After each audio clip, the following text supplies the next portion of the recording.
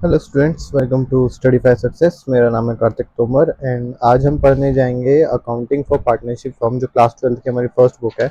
उसके पहले चैप्टर का सेकंड पार्ट। फर्स्ट पार्ट में हमने कवर करा था meaning and definition of partnership firm और उसके फीचर्स। एंड आज हम एक पार्टनर के राइट्स, पार्टनरशिप डीड और उससे क्या क्या फ़र्क पड़ता है, मतलब पार्टनरशिप डीड के अंदर क्या क्या आता है, उसकी इम्पोर्टेंस, प्लस उसके साथ क्या क्या, मतलब अगर पार्टनरशिप डीड एब्सेंट हो तो उससे क्या क्या प्रोविजंस बनना होते हैं इसके अंदर, कि क्या क्या चीज़ें होनी चाहिए अगर पार्टनरशिप डीड एब्सेंट हो, तो वो हम डिस्कस करेंगे। साथ ही साथ हम कुछ न्यूमेरिकल्स क्वेश्चंस भी करेंगे, थोड़ा बहुत न्यूमेरिकल पार्ट जो है इस चैप्टर का वो सीखेंगे। तो let's start with rights of a partner. Students, आज मैं कैमरा नहीं खोल पाऊंगा बिकॉज मेरे को अपनी पूरी स्क्रीन चाहिए आज समझाने के लिए, क्योंकि हम न्यूमेरिकल करेंगे। तो सबसे पहले हम जानते हैं राइट्स ऑफ पार्टनर के बारे में। राइट्स ऑफ पार्टनर में सबसे पहला राइट पार्टनर के पास आता है, वो मैनेजमेंट के अंदर पार्टिसिपेट कर सकता है, मतलब मैनेजमेंट डिसीजन जो भी लेते हैं उसके अंदर वो पार्टिसिपेट कर सकता है। सेकेंड राइट आता है, वो अपना प्रॉफिट एंड लॉस के अंदर अपना शेयर उसका होना चाहिए, यानी कि प्रॉफिट एंड लॉस जब बांटा जाएगा तो उसके अंदर भी उसकी कुछ हिस्सेदारी होनी चाहिए।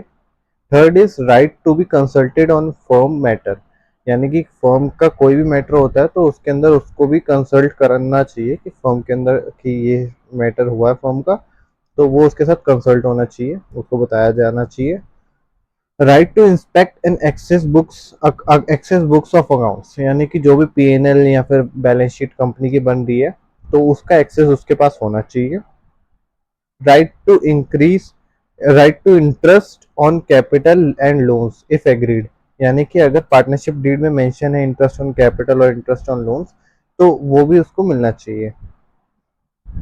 Next is right to reimburse for firm related expenses, firm related जो भी एक्सपेंसेस होते हैं वो रिम्बर्स होने चाहिए, यानी कि उसको अगर वो अपने पास से पे कर रहा है तो उसको बदले में वो वापस मिलना चाहिए। Next is right to use firm property for business purposes, यानी कि फर्म की प्रॉपर्टी को अगर वो बिजनेस पर्पसेस के लिए यूज कर रहा है तो वो भी उसको वो यूज कर सकता है, ये भी उसका एक राइट होता है। Right to retire from the firm as per agreement, अगर अग्रीमेंट में कुछ मेंशन कर रखा है कि रिटायर कैसे होंगे तो वो भी उसका एक राइट होता है कि वो इस तरीके से रिटायर हो सकता है। Right not to be expelled unfairly, यानी कि वो अनफेयरली एक्सपेल्ड ना हो, वो भी उसका एक राइट होता है।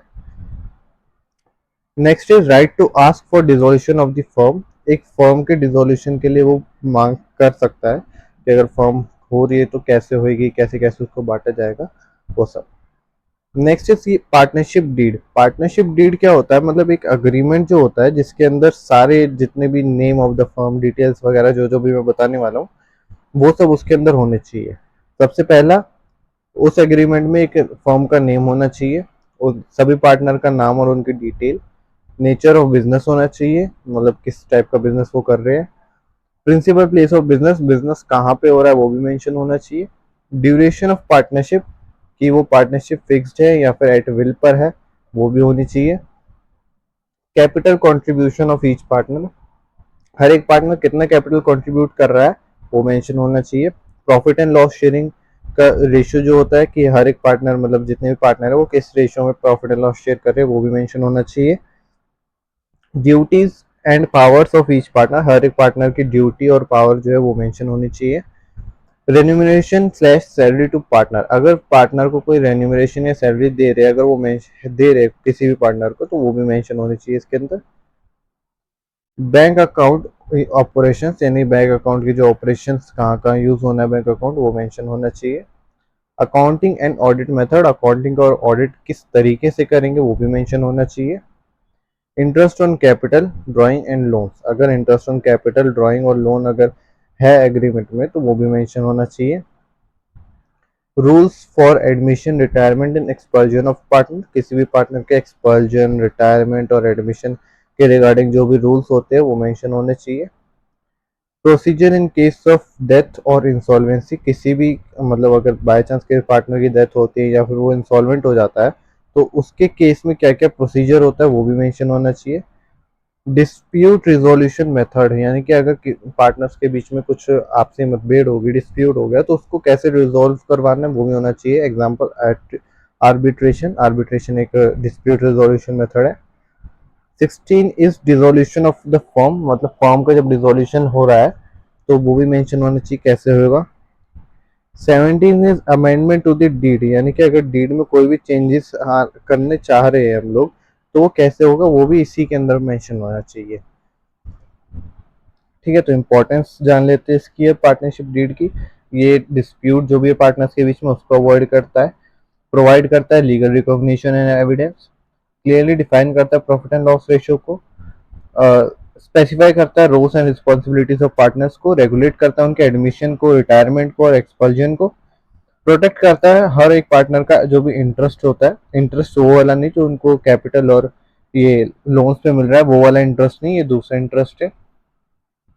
Helps in tax filing and legal compliance, tax filing और लीगल कंप्लायंस में हेल्प करता है, इंश्योर करता है स्मूथ बिजनेस कंटिन्यूटी को, सेट करता है प्रोसीजर फॉर डिसीजन मेकिंग, कोई भी डिसीजन लेना है like dissolution of the firm तो उसके लिए एक प्रोसीजर सेट करता है, prevent misuse of firms resources, firms के जो भी रिसोर्सेज है उनका मिसयूज को प्रिवेंट करता है। अगर बाय चांस ये पार्टनरशिप डीड ना हो, क्योंकि कई बार क्वेश्चन में मेथड मेंशन होता है कि पार्टनरशिप डीड एब्सेंट है तो हमें क्या क्या चीजें लेकर चलनी है जब हम अकाउंटिंग ट्रीटमेंट करेंगे। तो सबसे पहला profit and loss sharing ratio हमेशा इक्वली बटेगा सभी पार्टनर में रिगार्डलेस ऑफ कैपिटल कंट्रीब्यूशन, किसी ने कितने भी कैपिटल कंट्रीब्यूट करी हो हमें इक्वली सबको लेके जाना है।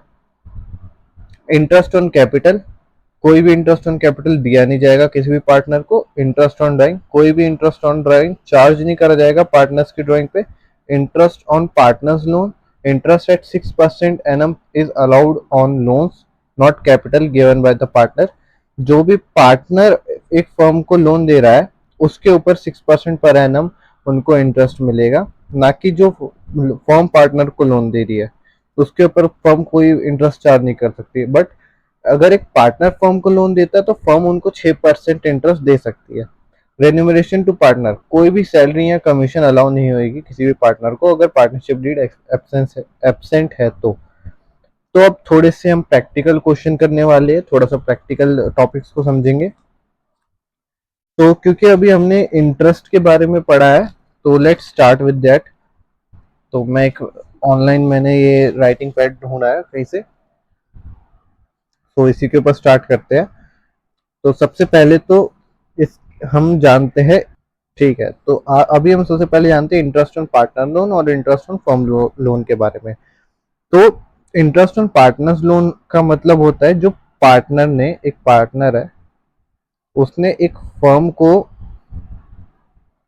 उसने एक फर्म को अगर कुछ लोन दे रखा है तो वो कहलाया जाएगा इंटरेस्ट ऑन, वो कहलाया जाएगा पार्टनर्स लोन।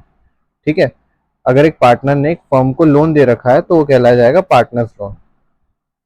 और इसी के ऊपर अगर पार्टनरशिप डीड एब्सेंट है तो इसी के ऊपर हमें 6% इंटरेस्ट एक फर्म को, 6% इंटरेस्ट देना पड़ता है एक फर्म को, एक पार्टनर को अपने। ठीक है, वही जो फर्म्स लोन होता है वो एक फर्म देती है अपने पार्टनर को, जो लोन देती है उसको हम लोन कहते हैं, फर्म्स लोन कहते हैं।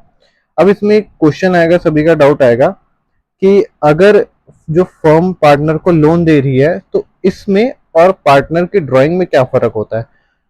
इसमें बस बेसिकली ये फर्क होता है कि जब एक पार्टनर ड्राइंग करता है तो उसकी कैपिटल जो होती है वो कम हो जाती है, अगर वो ड्राइंग करेगा तो उससे उसकी कैपिटल कम हो जाएगी। वहीं लोन के केस में ऐसा कुछ नहीं है। ओके स्टूडेंट्स, तो अब हम पढ़ेंगे चार्ज अगेंस्ट प्रॉफिट और एप्रोप्रिएशन ऑफ प्रॉफिट। ये दो टॉपिक और है हमारे इसी बुक में। तो चार्ज अगेंस्ट प्रॉफिट से हमें चार्ज से पहले ही पता चल रहा है, क्योंकि चार्ज लिखा है तो नाम से पता चल रहा है ये एक एक्सपेंस है हमारे लिए। हमारे लिए मीन्स एक पार्टनरशिप फर्म के लिए एक एक्सपेंस है। और क्योंकि प्रॉफिट के अगेंस्ट में हो रहा है तो इसका यूज़ कहाँ कहाँ होएगा। एक तो अगर हम जब रेंट पे करेंगे कि किसी पार्टनर को तब यूज़ होगा, जब interest on loan by partner, यानी कि अगर किसी पार्टनर ने लोन दे रखा है और उसके ऊपर इंटरेस्ट चार्ज करना है तो तब यूज़ होगा ये। ठीक है, ये it is allowed before appropriation of profit, मतलब जब भी हम अप्रोप्रिएशन ऑफ प्रॉफिट करेंगे उससे पहले हमें चार्ज करना पड़ेगा प्रॉफिट में से। यानी कि अगर हम अप्रोप्रिएशन करेंगे प्रॉफिट का तो उससे पहले हमें प्रॉफिट को चार्ज करना पड़ेगा। ये प्रॉफिट एंड लॉस के अकाउंट में डेबिट होता है। इसका जो होता है ये डेबिट होता है प्रॉफिट एंड लॉस अकाउंट में। ठीक है। तो एप्रोप्रिएशन ऑफ प्रॉफिट क्या है? एप्रोप्रिएशन ऑफ प्रॉफिट होता है जब भी कोई भी प्रॉफिट बच जाता है, नेट प्रॉफिट, जब हम उसको डिस्ट्रीब्यूट करते हैं किसी पार्टनर्स में, जब हम उसको पार्टनर्स में डिस्ट्रीब्यूट करते हैं तो वो हमारा एप्रोप्रिएशन ऑफ प्रॉफिट रहता है। ये सारे चार्जेस, जितने भी चार्ज होंगे उनके बाद हम एप्रोप्रिएशन करते हैं उस प्रॉफिट का, सारे चार्जेस माइनस करने के बाद। एग्जाम्पल आप देख सकते हो, किसी भी पार्टनर को सैलरी दे दो, इंटरेस्ट ऑन कैपिटल दे दो, transfer of profit to general reserve कर दो, तो वो सब एप्रोप्रिएशन ऑफ प्रॉफिट में आ जाएगा। ठीक है, अब हम करते हैं कुछ क्वेश्चंस, क्योंकि जो मैं बुक फॉलो जो कर रहा हूँ टी एस ग्रेवाल की, उसके चैप्टर नंबर 1 का इलस्ट्रेशन 3 करते हैं हम। तो क्वेश्चन कुछ ऐसा है, एक अखिल है जिसको मैं लिखूंगा ए उसमें, और एक उसका दोस्त है भारत, बी, A:B, तो इनका प्रॉफिट शेयरिंग रेशियो है 2:3 का। ठीक है, यानी कि 2:3 में अपना प्रॉफिट बांट रहे हैं। दोनों की कैपिटल है, इसकी 2 लाख है, ए की 2 लाख और बी की है 1 लाख।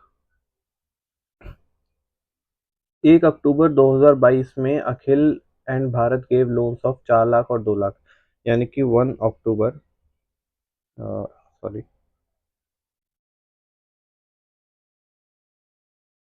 अक्टूबर 1, 2022 को ये लोन देते हैं फर्म को। अखिल देता है 4 लाख रुपीज का और भारत देता है 2 लाख रुपीज का। Partners have not agreed to the rate of interest payable on the loan by partner. Determine the amount of profit और loss for the year ended 31 March 2023 in the each of the following cases to be distributed among partners. ठीक है, तो देखो, क्योंकि हम उनको interest देंगे, तो फर्स्ट ऑफ ऑल इंटरेस्ट जो होता है ये एक चार्ज होएगा। ठीक है, जो हम इसको इंटरेस्ट देंगे वो चार्ज होएगा, इनके क्या कहते हैं, इनके इस लोन अमाउंट पे एक चार्ज हम करेंगे। अब क्योंकि मेंशन नहीं कर रखा तो हमें 6% चार्ज करना है हमें, तो 6% on both of this amount. और 3 केसेस दे रखे हैं, जैसे कि प्रॉफिट जो है इंटरेस्ट से पहले वो था इनके पास 25,000 केस 1 में, तो उसी से स्टार्ट करते हैं। मैं एक बार ये पूरा हटा देता हूँ। ओके, तो स्टार्ट करते हैं केस 1 से। तो फर्स्ट ईयर का प्रॉफिट है उनका 25,000, और हमें 6% क्योंकि इंटरेस्ट चार्ज करना है, तो ए और बी दोनों का बना लेते हैं। एक ए यहाँ पे लिख देंगे और बी यहाँ पे, अखिल और भारत। तो 4 लाख ए ने लोन दिया है, उस पे उसका 6% चार्ज करना है। और क्योंकि उसने 1 अक्टूबर 2022 को लोन दिया था, तो 1 अक्टूबर 2022 से 31 मार्च 2023 तक 6 महीने होते हैं, तो 6/12 हम उसको कर देंगे। 6 मंथ्स, ये जो है 6 मंथ्स फ्रॉम 12 मंथ्स, तो इसलिए वो हाफ ईयर का ही इंटरेस्ट मिलेगा। तो हम इसको कैलकुलेट करते हैं।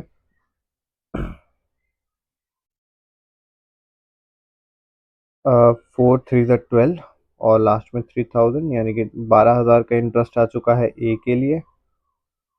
बी ने क्योंकि 2,000 का दिया, 2 लाख का दिया था लोन, उसको भी 6% मिलेगा, और उसको भी 6/12 यानी कि हाफ ईयर का इंटरेस्ट ही मिलेगा, तो इसका 6,000 हो जाएगा इंटरेस्ट अमाउंट। तो दोनों का मिला के ये हो गया 18,000। अब क्योंकि इस प्रॉफिट में इंक्लूडेड है, तो इसमें से अगर हम 18,000 माइनस कर लेंगे, सब्ट्रैक्ट कर लेंगे, तो हमारा उस साल का प्रॉफिट कितना बचा? 7,000। तो हमारे केस 1 का जो आंसर हमें निकालना था कि कितना प्रॉफिट और प्रॉफिट या लॉस जो भी बचेगा साल के एंड में, हर एक केस में वो बताओ। तो फर्स्ट का आंसर हो गया 7,000, क्योंकि देखो, उस ए ने 4 लाख का लोन दिया, उस पर उसको 6% इंटरेस्ट मिला एज डीड इज एबसेंट, और उस क्योंकि 1 अक्टूबर 2022 को दिया तो हाफ ईयर का लगेगा, तो उसका लोन, उसका इंटरेस्ट अमाउंट आया 12,000, वहीं 2 लाख का लोन दिया बी ने, उसको 6% उसको भी मिलेगा इंटरेस्ट, और हाफ ईयर का ही मिलेगा क्योंकि उसने भी 1 अक्टूबर 2022 को दिया था लोन, तो उसका आया 6,000। अब 12,000 ए का और 6,000 बी का इंटरेस्ट, ये दोनों चार्ज हो गया। चार्ज इस प्रॉफिट के अगेंस्ट लगेगा, तो 25,000 का हमारे पास प्रॉफिट है, उसमें से 18,000 इन दोनों को ऐड करके इसमें से माइनस कर लो। 18,000 हमको माइनस करना है, बचा कितना, 7,000। तो उस साल का केस 1 के हिसाब से 7,000 प्रॉफिट आया। अब बाकी भी इजी हो जाएंगे इसके साथ, क्योंकि हमने इंटरेस्ट निकाल ही लिया है सब इनका, तो बाकी केसेस भी इजी हो जाएंगे। सो केस 2 में हमारा 15,000 ही प्रॉफिट है, ₹15,000 प्रॉफिट है हमारा। अब इसमें से हमें 18,000 माइनस करने हैं, क्योंकि जो हमारा हमने इंटरेस्ट निकाला था, तो जो 3,000 का लॉस आया, ठीक है। अब कंफ्यूज मत होना कि यार प्रॉफिट कम है तो हम कैसे उनको चार्ज कर देंगे। हम कर सकते हैं, हम लॉस में आ सकते हैं। हम हमारे पास 3,000 का यहाँ पे लॉस आ चुका है सेकेंड केस में, क्योंकि चार्ज है, चार्ज को लगना ही लगना है, हम उसको अवॉइड नहीं कर सकते। एप्रोप्रिएशन में हम उसको अवॉइड कर सकते हैं कि चलो इस बार हमारे पास प्रॉफिट नहीं है तो हम नहीं देंगे उसको पार्टनर्स में, बट क्योंकि चार्ज है, चार्ज हमें देना ही पड़ेगा। तो विद केस 2 इसी के साथ हो गया। केस 3 में भी ऐसा ही है, बस उनमें ऑलरेडी लॉस है। अब जैसे इस क्वेश्चन में क्या था, हमारे पास ऑलरेडी प्रॉफिट था, बट फिर भी हमारे पास आगे मतलब प्रॉफिट जितना था उससे ज़्यादा का हमारा एक्सपेंस हो गया, तो हमारे लॉस में आ गए। केस 3 में क्या हुआ, हमारे पास ऑलरेडी लॉस आ चुका है, हमारे पास 25,000 का लॉस है, ठीक है। ये ऑलरेडी नेगेटिव बैलेंस है, यानी कि लॉस है। इसमें से और माइनस करेंगे अगर हम 18,000, जो कि हमारा इंटरेस्ट था, तो ये नेगेटिव नेगेटिव पॉजिटिव हो जाएगा, मतलब प्लस हो जाएगा, क्योंकि माइनस माइनस है तो प्लस हो जाएगा। ये हमारा हो जाएगा 43,000 का लॉस। ये हमारा 43,000 का हो जाएगा लॉस, ठीक है। तो ये था हमारा इलस्ट्रेशन 3। इलस्ट्रेशन 4 अगर हम देखें तो बाकी ऐसा कुछ है नहीं आगे, क्योंकि जर्नल एंट्रीज है। अभी इस जर्नल एंट्रीज तो बहुत इजी है इसकी, ठीक है। अगर आपने 11th क्लास में मॉडर्न मेथड पढ़ा होगा जनरल एंट्रीज करने का, तो उससे आप बहुत आसानी से कर पाओगे। मैं थोड़ा सा बता देता हूँ उसके बारे में, मॉडर्न मेथड के बारे में, क्योंकि उससे जनरल एंट्रीज बहुत आसानी से बन जाती है। जितने भी एसेट्स बढ़ेंगे या एक्सपेंसेस होगा, ठीक है, उन अगर वो बढ़ रहे हैं तो उनको करना है हमें डेबिट। अगर हमारी कैपिटल बढ़ रही है, लाइबिलिटीज बढ़ रही है, और गेन्स हो रहा है हमको, मतलब प्रॉफिट वगैरह हो रहा है, अगर ये सब हो रहे हैं तो हमें उसको क्रेडिट करना है, एंड वाइस वर्सा, ठीक है। इसका उल्टा कर दो, अगर घटेंगे एसेट्स और एक्सपेंसेस घटेंगे तो क्रेडिट। ओके, तो नेक्स्ट टॉपिक है interest on loan by a firm to partner, यानी कि एक फर्म जो है, सॉरी, एक जो फर्म है वो लोन दे रही है एक पार्टनर को, तो उसमें क्या क्या चीज़ें आएगी, तो ठीक है, मैं बता देता हूँ। सबसे पहली चीज़, अगर ऐसा एग्री करा है, मतलब अगर एग्री बोल रहा हूँ, सॉरी, यस,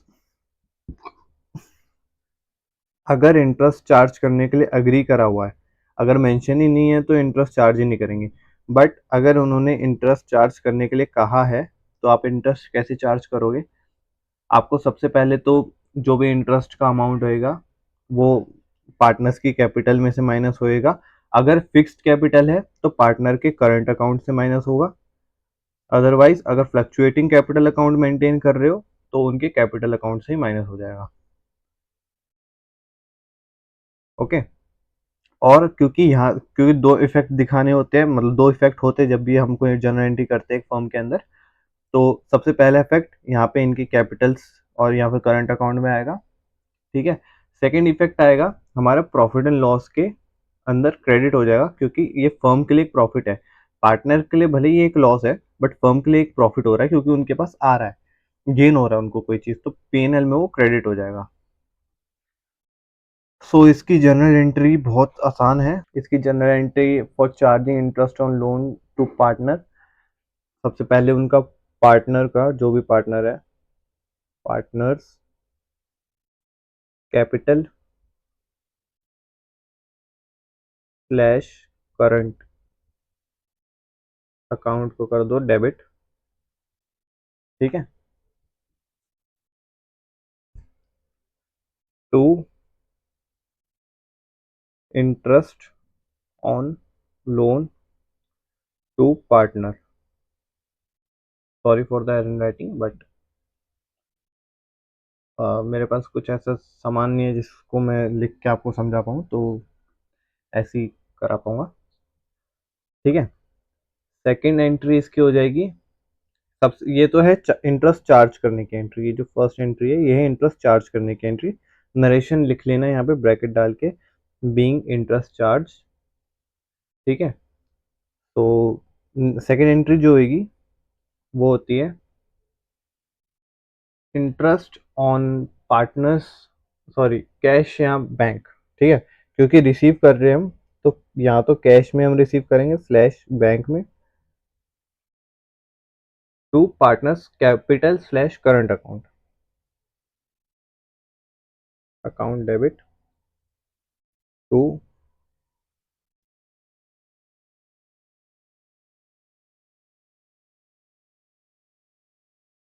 करंट अकाउंट, ठीक है। दो एंट्री होगी।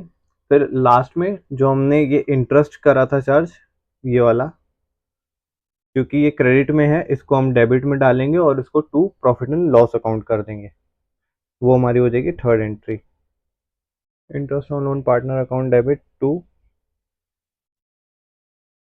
P&L अकाउंट, ठीक है। तो ये हो गई, जब हम ये एंट्रीज हो गई जब हम एक फर्म पार्टनर को लोन देती है तब, ठीक है। हमें उसके पार्टनर के कैपिटल से सारा अमाउंट निकाल लेना होता है, मतलब सारा नहीं, जितना भी हमारा इंटरेस्ट का अमाउंट है वो निकाल लेना होता है।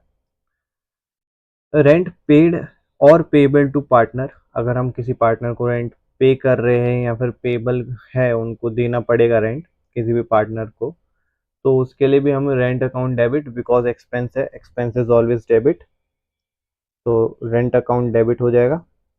रेंट अकाउंट डेबिट हम किसके थ्रू देंगे, टू कैश या बैंक,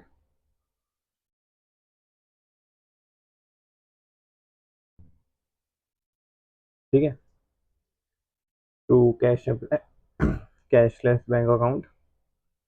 अब अगर रेंट पेबल रहेगा तो हम उसका एक लाइबिलिटी खोल देंगे। अब क्योंकि लाइबिलिटी खोल रहे हैं, लाइबिलिटी हम जब भी बनेगी तो हम उसको क्रेडिट करेंगे, तो और क्योंकि रेंट एक्सपेंस है हमारा, तो रेंट अकाउंट डेबिट, क्योंकि रेंट एक्सपेंस है, टू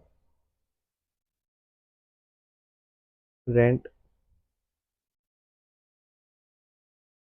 पेबल अकाउंट, ठीक है।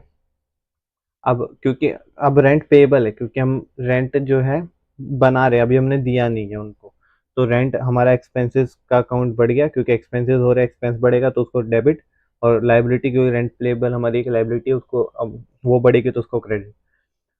अब क्योंकि हमने दिया नहीं है तो अपने P&L अकाउंट में से हम उसको हटा लेंगे, P&L अकाउंट डेबिट, हमने जो एक्सपेंस क्रिएट करा था टू रेंट, उसको हम यहाँ से पे कर देंगे अपने प्रॉफिट एंड लॉस में से, जो भी हमें रेंट देना है, क्योंकि हमारे पास कैश नहीं है, हमने उसको प्रॉफिट एंड लॉस में से माइनस कर दिया। जब कैश आएगा तो रेंट पेबल अकाउंट डेबिट कर देंगे, टू कैश कर देंगे जब पे करना होगा, ठीक है। मैनेजर कमीशन एक छोटा सा टॉपिक है, लास्ट टॉपिक है आज का, ठीक है। Managers commission, manager is an employee of the firm, therefore the amount due to him as commission is payable whether the firm earns profit or incurs loss. Manager commission is a charge against profit and is transferred to the debit of profit and loss account. तो इससे हम क्या समझते हैं, जो manager होता है वो एक एम्प्लॉय होता है अपने फर्म का, जो भी हमारा पार्टनरशिप फर्म है, ठीक है। उसको उसकी जो कमीशन होती है, जो भी चीज़ें वो मैनेज करता है, उसकी कमीशन हमें उसको देनी ही पड़ती है। हम ऐसा नहीं कर सकते कि यार लॉस हो गया तो हम अब इस बारी उसको नहीं देंगे, या फिर प्रॉफिट कम है तो उसको कमीशन कम देंगे। वो उसका जो कमीशन होएगा वो एक चार्ज अगेंस्ट प्रॉफिट है, वो हमें उसको देना ही पड़ेगा, और वो प्रॉफिट एंड लॉस अकाउंट के डेबिट साइड पे ट्रांसफर हो जाएगा। तो आई होप आपको अच्छा लगा हो आज का वीडियो। अच्छा हो लगा हो तो वीडियो लाइक कीजिए, एंड अगर आपको लाइव क्लासेस लेनी है मेरे साथ तो स्टडीफाई सक्सेस पे जाकर आप लाइव क्लासेस ले अटेंड कर सकते हैं मेरे साथ। आपके लिए लाइव क्लास में बेनिफिट्स क्या क्या होंगे? सबसे पहला बेनिफिट तो आप मेरे साथ on the spot doubt clear कर सकते हो, ठीक है। मेरे पास कुछ टिप्स एंड ट्रिक्स हैं जो कि आपको एग्जाम में अच्छा स्कोर करने के लिए बहुत हेल्प करेगी।